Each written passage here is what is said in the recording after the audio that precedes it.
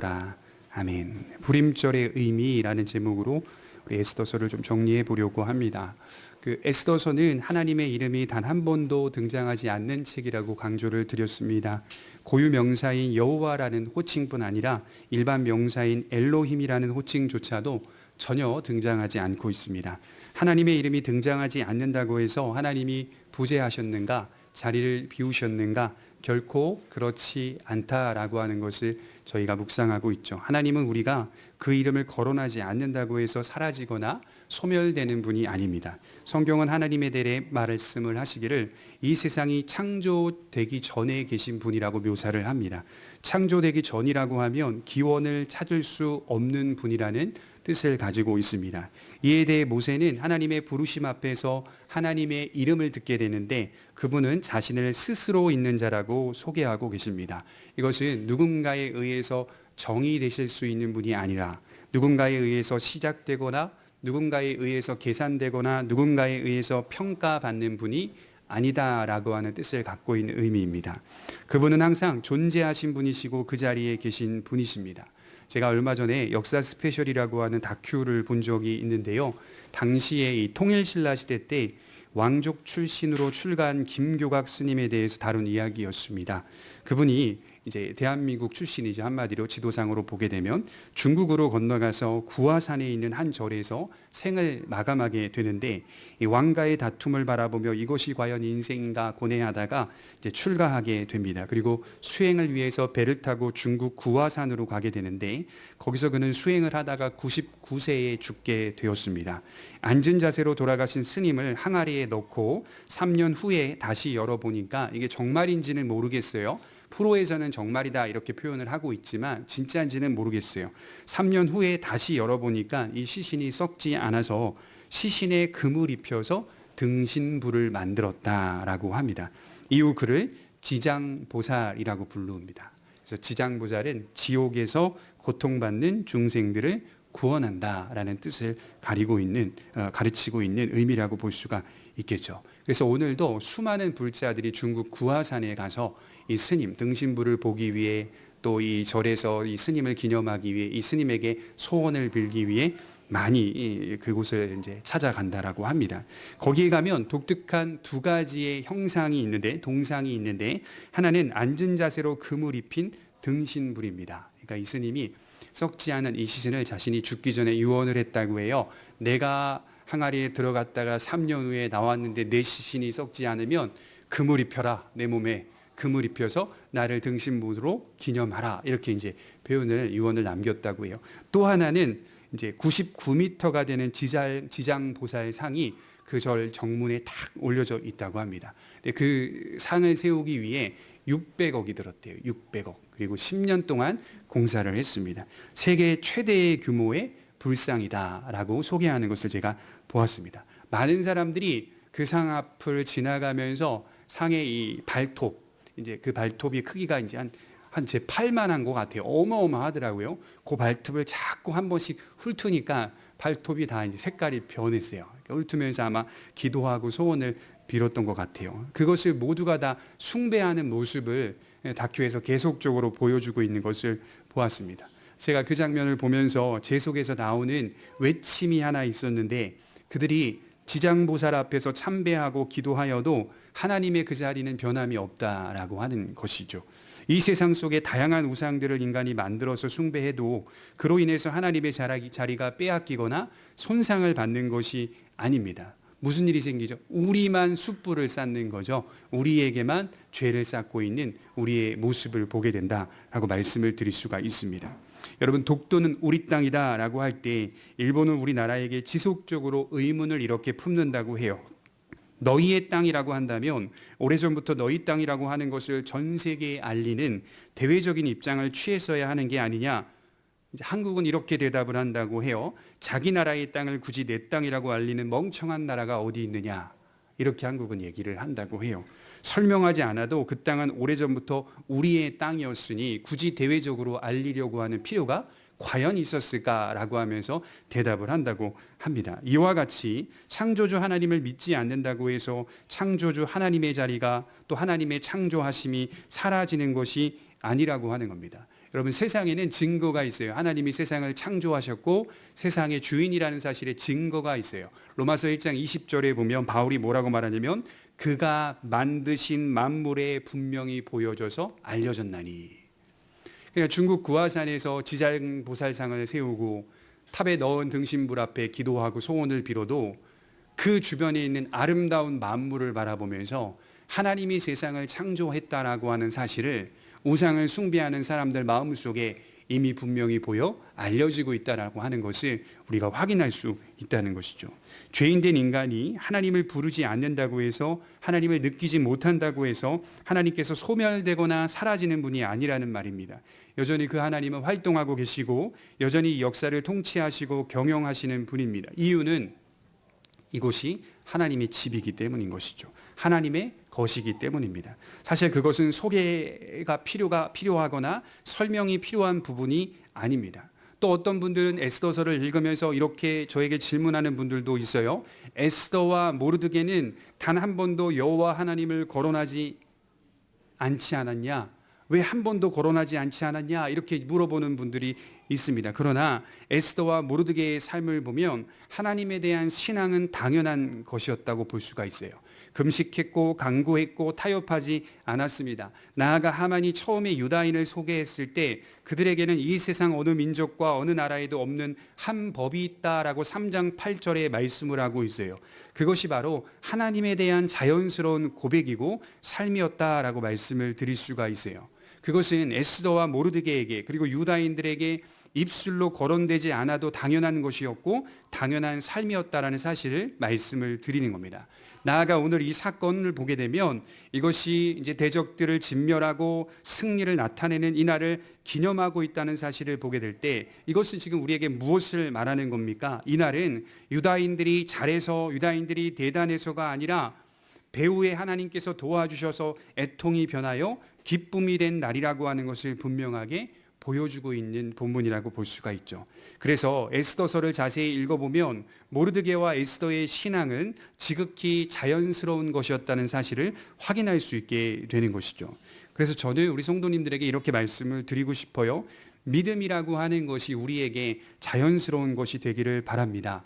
여러분, 믿음은 어색한 것이 되면 안 돼요. 내가 오늘 한번 교회 나오는 것, 내가 오늘 한번 말씀을 읽는 것, 내가 오늘 한번 기도의 자리로 나가는 것, 이런 것들은 다 우리가 신앙을 어색하게 느끼기 때문인 것입니다. 우리가 기도하고 말씀을 듣고 예배의 자리에 나오는 것은 맞지 않는 옷을 입는 게 아니라요, 맞는 옷을 입는 것처럼, 가장 옷 중에서 편안한 옷을 입는 것처럼 자연스러운 것이 되어야 한다고 말씀을 드리는 겁니다. 여러분, 우리가 먼저 오늘 우리가 살필 것은 불임절에 대한 기원에 대해서 좀 살펴보려고 해요. 오늘은 대적들을 진멸한 이날을 기념하는 절기를 제정하는 모습을 보게 되는데, 우선 먼저 우리가 불임절이 어떻게 제정되고 있는지를 살펴보려고 합니다. 불임절이라고 하는 명절이 한날에 제정되지 않고 수산성에서는 15일, 그러니까 18절에 15일에 제정되고 있고 127도의 지방에서는 14일, 19절에 이렇게 기록을 하고 있다는 것이죠. 왜 그럴까요? 지난주에 말씀을 제가 드렸듯이 수산성은 대적들을 진멸하기 위해서 하루 더 진멸의 날을 연장했기 때문입니다. 정리를 해보면 수산성은 이틀 동안 대적들을 공격했고 지방에서는 13일 하루 동안만 진멸하였으니 서로 불임절이 일치가 될 수가 없었다라고 말씀을 드리는 겁니다. 우리 18절을 볼까요? 18절입니다. 18절에 보시면 수산에 사는 유다인들은 13일과 14일에 모였고 15일에 쉬며 이날에 잔치를 베풀어 즐긴지라. 그러므로 시골의 유다인 곧 성이 없는 고을고을에 사는 자들이 아달월 14일을 명절로 삼아 잔치를 베풀고 즐기며 서로 예물을 주더라. 그러니까 도성 수산에서는 며칠날 불임절을 지켰다고 합니까? 15일에 지켰다고 하고 127도의 지방에서는 불임절을 14일에 지켰다. 이제 이 두 날이 자손 대대로 지키는 명절이 되었다라고 말씀을 합니다. 그렇다면 이 명절은 어떻게 지금 불리어지고 있습니까? 26절에 보면 무리가 부르의 이름을 따라 이 두 날을 불임이라고 하고 유다인이 이 글의 모든 말과 이 일에 보고당한 것으로 말미암아. 자, 부르의 이름을 따라 불임이라고 하였다라고 말씀을 하는데, 부르는 제비 뽑다라는 뜻이에요. 원수 하만이 유다인들을 도륙하기 위해 제비를 뽑아 가장 길한 날을 정했다라고 하는 것을 배웠죠. 그 단어의 이름을 따라서 절기를 정하고 있다는 사실입니다. 좀 흥미롭지 않으세요? 왜냐하면 어떤 절기를 정할 때에는 좀 멋진 이름이 좀 주어져야 맞는데 유다인들은 지금 부림이라고 절기를 정하고 있다는 것이죠. 너무나도 큰 위기였기 때문에 그것을 생각해서 지우기 위해서 다른 이름을 좀 만들면 어떨까요? 유다인들은 그런 위기 속에 있었던 자신들의 상황과 형편과 처지를 똑바로 직시하기 위해 또 잊지 않기 위해서 정확하게 그 부르라고 하는 이름에 따라서 부림절이라고 하는 것을 만들었다라고 하는 것을 볼 수가 있죠. 이것은 어떤 의미냐면 우리가 바로 이런 형편에서 구원을 받았다라고 하는 것을 더 분명하게 묵상하기 위해서입니다. 여러분, 세상은 부르를 믿습니다. 부르. 미신의 힘을 빌려, 우상의 힘을 빌려, 귀신의 힘을 빌려 길한 날을 얻으려고 합니다. 부르는 무엇을 나타내고 상징할까요? 단지 미신적인 신앙만을 나타낸다라고 말하지는 않아요. 부르는 어떤 의미를 상징하냐면 인간이 스스로 인생의 행복을 취하려고 하는 모든 노력과 수고를 뜻하는 의미라고 볼 수가 있습니다. 인간이 스스로 가장 길한 날을 택하려고 하는 것, 인간이 스스로 행복을 보장받으려고 하는 것, 이 모든 것들이 다 부르를 믿으며 사는 인간의 모습이라고 할 수가 있습니다. 그런데 그 날을 하나님께서는 가장 흉한 날이 되게 하셨고 믿는 자들은 바로 그 날을 가장 복된 날이 되게 하셨다, 이렇게 표현을 하고 있죠. 여러분, 우리도 다, 여기에 앉은 우리 모두도 다 부르를 믿으며 살았던 사람들입니다. 우리도 다 그런 비참한 형편과 또 그런 것들을 신뢰하고 붙잡으며 살았던 사람들입니다. 어쩌면 지금 이 시간에도 믿음 생활하면서도 돌아서면 또 부르를 믿고 부르를 바라며 부르를 소망하며 살고 있는 우리의 연약함을 볼 수 있을지도 모릅니다. 그런 형편에서 하나님께서 우리를 구속하셨다는 사실을 기억해 볼 때 감사가 나올 수밖에 없는 것이죠. 예수님께서 여러 회당을 다니시며 가르치실 때 그분은 이사야서 61장 1절 이하의 말씀을 선언하시는데 누가복음 4장 17절에 이렇게 말씀합니다. 선지자 이사야의 글을 들이거늘 책을 펴서 이렇게 기록된 데를 찾으시니 곧 주의 성령이 내게 임하셨으니 이는 가난한 자에게 복음을 전하게 하시려고 내게 기름을 부으시고 나를 보내사 포로된 자에게 자유를, 눈먼 자에게 다시 보게 함을 전파하며 눌린 자를 자유롭게 하고 주의 은혜의 해를 전파하게 하려 하심이라. 예수님의 초기 사역의 모습이거든요. 첫 사역의 시작이라고 말씀을 드릴 수가 있는데 그때 예수님은 이사야서 61장 1절의 말씀을 선언하셨죠. 내가 이곳에 온 것은, 내가 이곳에서 하나님의 복음을 증거하는 것은 이런 목적이다. 눌린 자를 자유롭게 하기 위해서다. 이렇게 표현을 하는 겁니다. 복음은 우리에게 무엇을 많이 강조할까요? 애통의 날이 변하였다는 사실을 강조합니다. 참된 복음은 기쁜 소식이라고 하였는데 이 기쁜 소식을 알려면 먼저 우리가 처한 비참한 형편과 상태를 똑바로 보아야 합니다. 목이 마른 사람에게 물 한 방울은 기쁜 소식입니다. 그러나 이미 물을 충분히 마셨다고 생각하는 자에게 물 한 방울은 먹어도 되고 안 먹어도 되는 그냥 그저 그런 것입니다. 바리새인과 서기관들은 목이 마른 자들이 아니었어요. 그들은 비참한 형편과 상태를 보지 못한 어리석은 자들입니다. 많은 불신 세력들이 이와 같이 인간의 상태와 형편을 지금도 직시하지 못하고 있습니다. 그러나 진정 믿는 자들은 우리가 사는 인생이 애통의 날이고 위기의 날이라는 사실을 몸소 매일매일 깨닫고 확인하며 살고 있습니다. 그래서 그들에게 예수님은, 그리고 그분의 말씀의 가르침은 애통이 변하여 기쁨이 되는 것을 경험하게 되는 기쁜 소식이다라고 말씀을 드리는 겁니다. 어찌 보면 오늘 유다인들이 경험한 부림절은 장차 있을 복음을 예표한다고 볼 수가 있어요. 그래서 학자들은 부림절과 유월절은 병행하고 있다, 이렇게 정의를 하더라고요. 그러니까 유월절의 의미가 부림절의 의미와 똑같다. 유월절이 뭘 가리키죠? 어린 양 예수 그리스도를 가리키죠. 부림절도 역시 예수 그리스도를 예표하고 있는 절기다, 이렇게 말씀을 하고 있더라고요. 그래서 부림절의 주제는 뭐냐라고 하면 안식이라고 말할 수가 있습니다. 부림절은 안식을 뜻하는 절기입니다. 실제로 9장 16절에 보시면, 우리 9장 16절을 잠시 보겠습니다.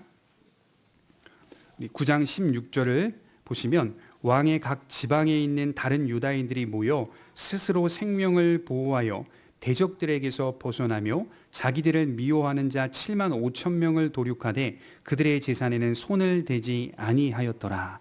여기 보면 대적들에게서 벗어나며라는 문장이 나오는데 거기에 벗어나며라는 단어가 노아흐라는 히브리어인데요, 안식하다라는 뜻입니다. 그러니까 불임절은 대적들에게서 벗어난 날을 기념하는 절기인데 이것은 유다인들에게 안식을 의미하는 절기다라고 말씀을 드릴 수가 있죠. 그런데 이 안식은 성경 전체가 말하고 있는 주제라는 것을 아십니까? 성경은 처음부터 끝까지 안식을 말하고 있어요. 하나님은 이 세상을 창조하시고 안식하셨습니다. 그리고 하나님은 하나님의 백성들에게 안식일을 기억하여 거룩히 지키라고 말씀을 하셨던 것이죠. 인간이 안식일을 지켜야 한다는 사실은 창조주 하나님을 기념한다는 사실과 구원자 하나님을 기념한다는 두 가지 의미가 같이 들어와 있는 계명이라고 볼 수가 있어요. 인간에게 안식은 제일 중요한 주제입니다. 물리적인 시간과 공간 존재로 생각해 보면 우리는 시간만 나면 또는 돈만 있으면 또는 여유만 생기면 안식하러 이곳저곳을 다닙니다. 여러분, 먹는 것도 안식하기 위해서 먹는 거예요. 지출하는 것, 소비하는 것도, 옷을 사는 것도 내가 내 마음이 안식하기 위해서 사는 거거든요. 하지만 성경은 진정한 안식으로 우리를 초대하는데 그것은 우리가 하나님 안으로 들어올 때만 참된 안식이 있다라고 분명하게 선언합니다. 신명기 25장 19절에 보면 모세는 이렇게 말하고 있어요. 그러므로 내 하나님 여호와께서 내게 기업으로 주어 차지하게 하시는 땅에서 내 하나님 여호와께서 사방에 있는 모든 적군으로부터 너에게 안식을 주실 때에, 가나안 땅 정복을 뭐라고 표현합니까? 안식하는 것으로 표현하고 있어요. 가나안 땅에 들어가서 정복해서 자리를 잡으면 너에게 안식을 주실 때에, 하나님은 이스라엘 백성들에게 안식을 주시기 원하셨다는 거죠. 결국 하나님의 목적은 우리에게 참된 안식을 주시기 위함이라고 말씀을 드릴 수가 있습니다.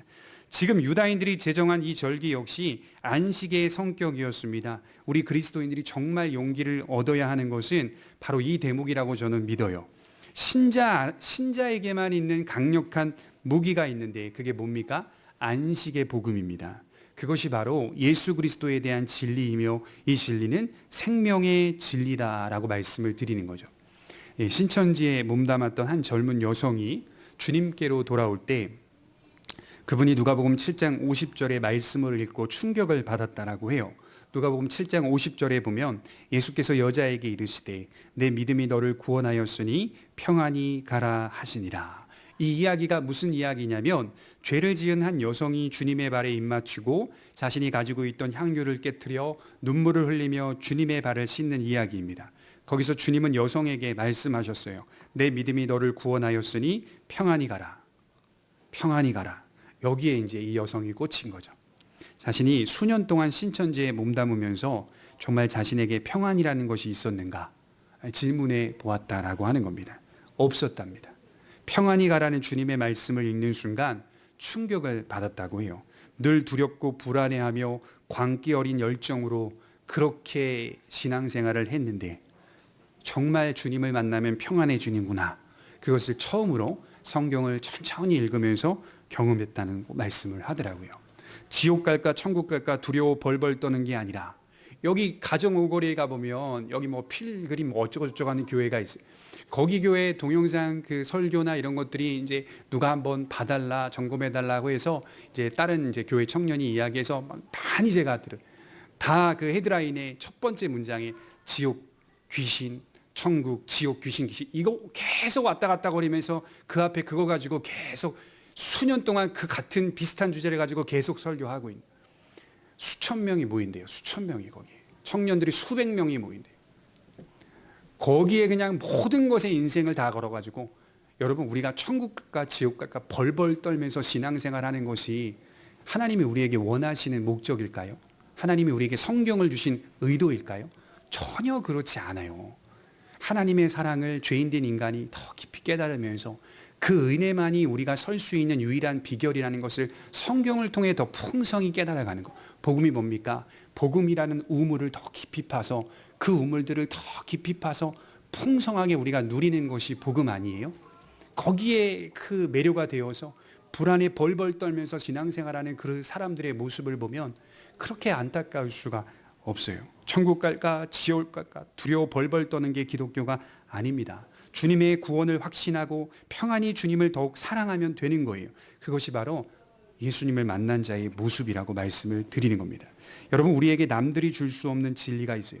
바울은 얼마나 자신 있게 말했냐면 로마서 10장 14절에 그런즉 그들이 믿지 아니하는 일을 어찌 부르리요 듣지도 못한 일을 어찌 믿으리요 전파하는 자가 없이 어찌 들으리요 보내심을 받지 아니하였으면 어찌 전파하리요 기록된 바 아름답도다 좋은 소식을 전하는 자들의 발이요 함과 같으니라. 제가 전도를 하러 나가서 용기가 없을 때 이 말씀이 다시 한번 제 안에 새겨지면서 묵상하면서 다시 한번 읽습니다. 이게 무슨 내용이냐면 보내심을 받은 발이 우리에게만 있다라는 의미입니다. 그들이 어떻게 복음을 들을 수 있냐? 우리가 있으니까 들을 수 있다, 이 얘기예요. 이게 우리가 가진 복음이 우리가 가야만 그들에게 전할 수 있으니, 그들이 복음을 들을 수 있으니 우리가 가진 복음의 소중함이 얼마나 크냐, 그리고 내가 가진 발이 얼마나 중요하냐라고 하는 사실을 바울이 분명하게 말씀을 하고 있어요. 듣지도 못한 일을 어찌 믿으리요 전파하는 자가 없이 어찌 들으리요. 이건 무슨 말이냐면 우리에게만 있다, 이 얘기를 하는 거예요. 전하지 않으면 그들이 어떻게 진리를 들을 수 있는가라는 말입니다. 우리에게만 참된 안식을 줄 수 있는 생명이 있다라고 말씀을 드리는 겁니다.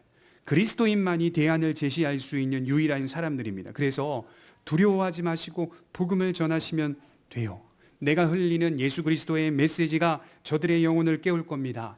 여러 사람들을 만나서 대화해보면 그분들이 이제 막 이런저런 인생에 대한 해악이 담긴 이야기들을 막 합니다. 삶은 어떻게 살아야 되고 삶의 철학은 어떠해야 하고 인간은 강해야 하며 인간은 좀 이기적일 필요가 있으며 막 여러 가지 이야기를 해요. 그럼 저는 항상 전도할 때 제일 먼저 밑밥 까는 게 뭐냐면 이겁니다. 그래서 평안하십니까? 이거예요. 저는 지금 살아오는 삶에서 그래서 평안하시다고 생각하세요? 그래서 행복하시다고 생각하세요? 그것이 당신에게 위로를 주고 있습니까? 이렇게 물어봐요. 이건 하이델베르그 요리문답에서 제일 첫 번째 나오는 주제거든요. 평안하십니까? 그러면 머뭇거려요, 사람들이. 그게 아니면 평안하지도 않으면서 평안한 척하려고 노력해요. 그렇게 우리가 복음을 증거하고 그래서 그렇게 사는 것이 평안하냐, 그렇게 사는 것이 위로가 있냐라고 하는 사실을 이야기하면서 그리스도가 누구신지를 밝히면서 그가 하나님이 택한 백성이라면 하나님께 작정된 모든 자가 다 믿더라라고 하는 사도행전의 말씀의 역사가 일어나는 겁니다. 그리스도께 작정된 자는 다 그리스도께로 돌아온다.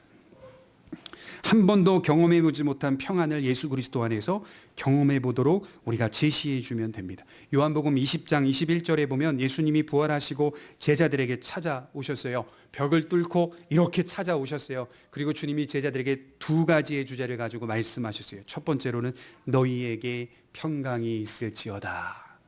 제일 먼저 부활하셔서 제자들에게 나타나셔서 하신 말씀이 평안하라, 이 말입니다. 평강이 있을지어다. 두 번째가 뭔지 아십니까? 성령을 받으라, 이겁니다. 다른 말씀 안 하셨어요. 평강이 있을지어다. 그 다음에 성령을 받으라. 평강과 성령은 서로 연결되어 있다는 것을 이야기하고 있는 대목입니다. 세상이 주는 평안은 대체로 좋아 보여도 들어왔다가 금세 나갑니다. 켜졌다가 금세 꺼집니다. 그러나 우리 주님의 평안은 이상하게도 계속되고 내 안에 넘쳐 흐릅니다. 고난 중에서도 평안할 수가 있습니다. 이것이 바로 안식의 의미예요. 우리가 가지고 있는 생명의 진리가 아주 크다는 것을 정말 믿으셨으면 좋겠어요. 그럼 안식의 성격을 가진 불임절은 어떤 모습으로 지켜지고 있는지를 보셔야 됩니다. 우리 22절을 볼까요? 9장 22절을 같이 읽겠습니다. 시작. 이달 이날에 유다인들이 대적에게서 벗어나서 평안함을 얻어 슬픔이 변하여 기쁨이 되고 애통이 변하여 길한 날이 되었으니 이 두 날을 지켜 잔치를 베풀고 즐기며 서로 예물을 주며 가난한 자를 구제하라 하매. 기쁨과 감사의 잔치라는 것을 확인할 수가 있죠. 기쁨과 감사는 믿음의 중심이라는 뜻입니다. 그래서 신자에게는 항상 기쁨이 있어야 되는 거예요. 항상 기뻐하라는 바울의 말은 외적인 측면도 있지만 성도 안에 깃든 기쁨을 의미하는 겁니다. 우리의 어떠함을 넘어서서, 우리의 조건을 넘어서서, 우리의 형편을 넘어서서 우리 속에 자리 잡고 있는 그리스도의 충만함이 기쁨이다라고 하는 사실을 확인하는 겁니다.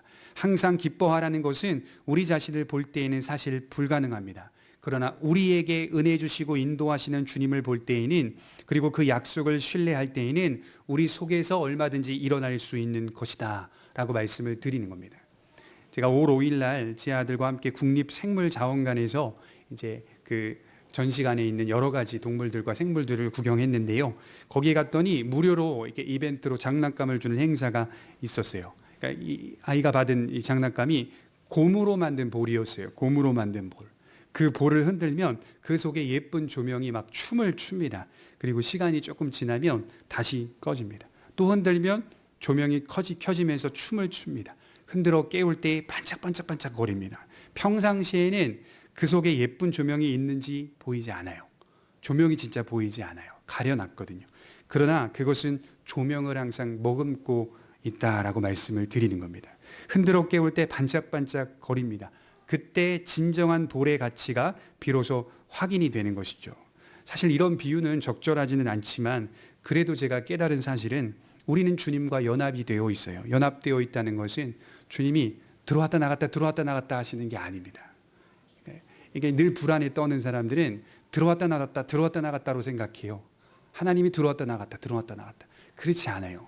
주님은 믿음이 있는 성도에게 항상 연합되어 있습니다. 가끔 정신을 차릴 때가 있어요. 말씀을 들을 때, 기도할 때, 은혜를 받을 때 우리가 번쩍 정신이 듭니다. 우울하며 무기력해 있을 때, 하나님의 말씀을 읽거나 들으며 큰 은혜를 받을 때 정신이 번쩍 납니다. 영혼이 살아나고 있는 거예요. 왜 살아날까요? 주님이 다시 들어왔으니까? 아닙니다. 우리 속에 주님을 항상 머금고 있기 때문이에요.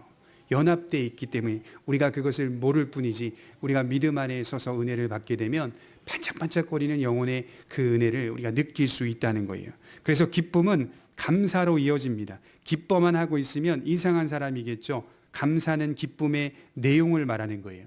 그냥 기뻐만 하고 있는 사람은 내가 무슨 내용으로 기뻐하는지를 모르는 겁니다.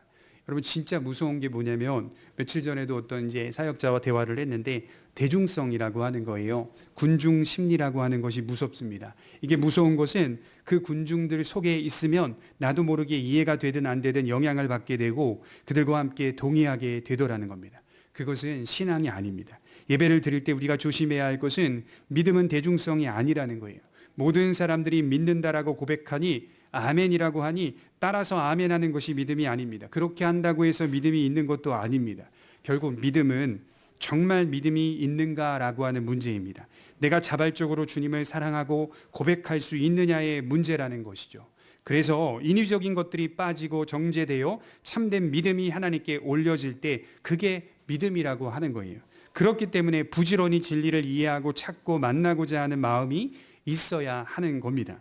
자, 그러면 우리가 그러한 믿음이 없습니다, 부족합니다 라고 한다면, 주님, 부족한 자가 왔습니다. 저에게 믿음을 주시옵소서. 이 세상을 믿음으로 살게 하여 주시옵소서. 그렇게 겸손하게 기도하시면 돼요.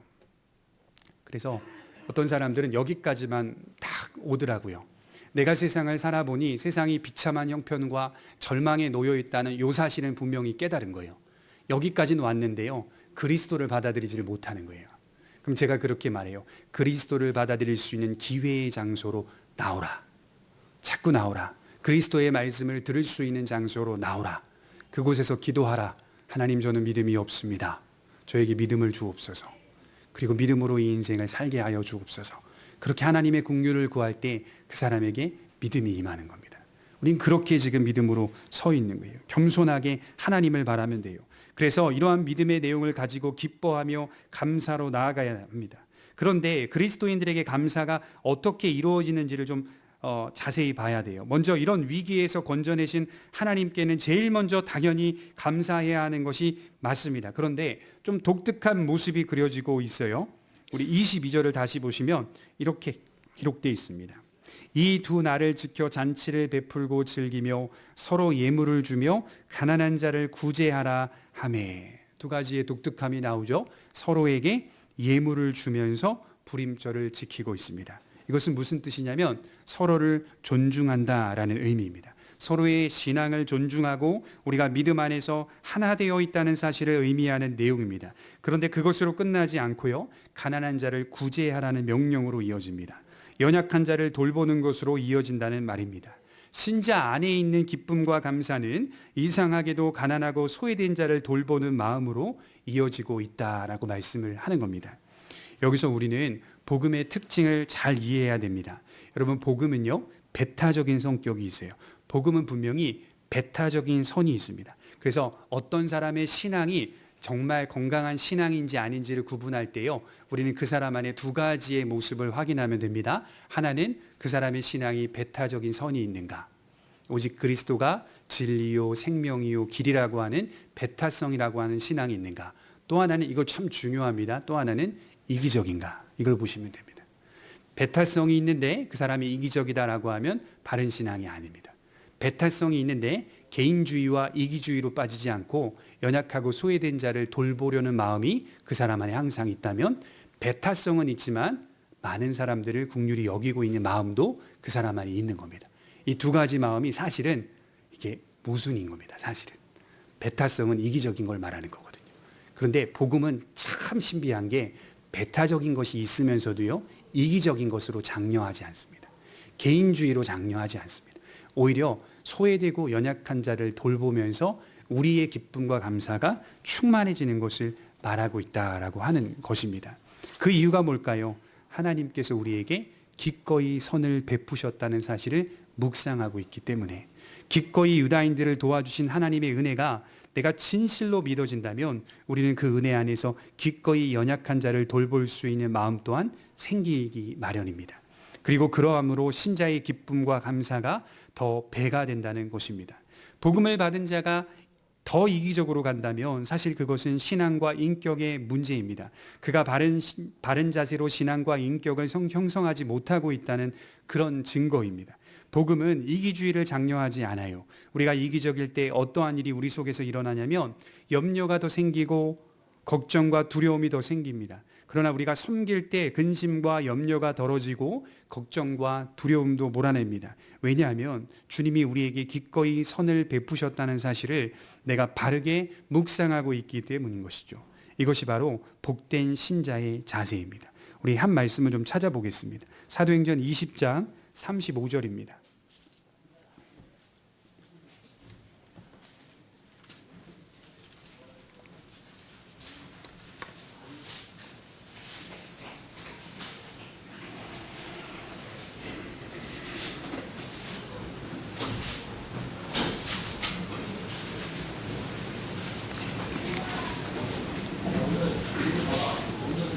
사도행전 20장 35절입니다. 같이 읽겠습니다. 시작. 범사에 여러분에게 모본을 보여준 바와 같이 수고하여 약한 사람들을 돕고 또 주 예수께서 친히 말씀하신 바 주는 것이 받는 것보다 복이 있다 하심을 기억하여야 할지니라.